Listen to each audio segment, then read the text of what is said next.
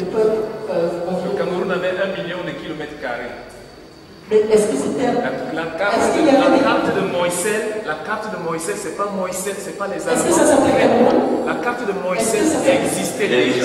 La carte de Moïse existait déjà. Il n'a que repris cette carte. C'est 1 million de kilomètres carrés. C'est les Anglais et les Français qui viennent diviser le Cameroun ancien. Les Allemands, au moins, ils ont respecté les frontières. Existait avant la colonisation. Oui, tout à fait. Et donc, il s'est appelé Cameroun comme... Et la capitale était Douala.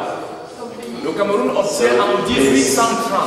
En 1830, le Cameroun obtient son indépendance de l'Empire d'Éthiopie, qui est descendant de l'Empire d'Égypte. Il faut savoir... Il faut retenir une chose. Le royaume fond. Oui. Comment se définit? Il faut une frontière, il faut des limites. Il faut une administration, n'est-ce pas? Une administration politique. Centralisée. Pardon? Oui, centralisée. Tout à fait. Centralisée. En 1830, le Cameroun obtient son indépendance en tant que région éthiopienne. Indépendance par rapport à qui? Par rapport à l'Empire d'Éthiopie. Et il est issu du royaume Sawa qui se trouve en Éthiopie. C'est votre ancêtre, Dola Makongo. C'est votre ancêtre Dola Makongo qui conquiert le dernier conquérant du Cameroun en 1710. Je connais les archives. Il faut lire, il faut déjà lire. Il faut lire Tika, par exemple, le Cameroun avant le protectorat allemand. Il faut lire Mohamedou Eldridge. Il faut lire Mohamedou Eldridge, qui est le meilleur historien du Cameroun. Malheureusement, tous leurs livres sont bannis. Ces livres-là sont scellés au niveau des archives nationales.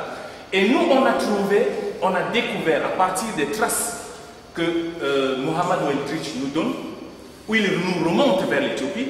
On est rentré en Éthiopie, on a trouvé les archives éthiopiennes. On s'est rendu compte que le Cameroun est une fondation du royaume Sawa qui dépendait de l'Empire d'Éthiopie. Et il faut savoir que, et c'est cela que c'est Douala, la ville de Douala, qui est dans la capitale. Je voudrais d'abord calmer mon voisin et lui dire aussi merci. Parce qu'en fait, la valeur ajoutée d'un symposium comme ceci, c'est avoir des informations supplémentaires. Et je crois qu'on est placé pour nous battre. S'il y a des archives classifiées, s'il y a des archives déclassifiées qui apportent un plus à ce que nous savons déjà, c'est de notre intérêt à aller les lire et aller les comprendre et partager les contenus. Nous ici, c'est nos grands-pères qui étaient dans l'action. Beaucoup de choses nous lisons en regardant les archives des autres, parfois par nos archives. Et lui nous apprend qu'il y a même nos archives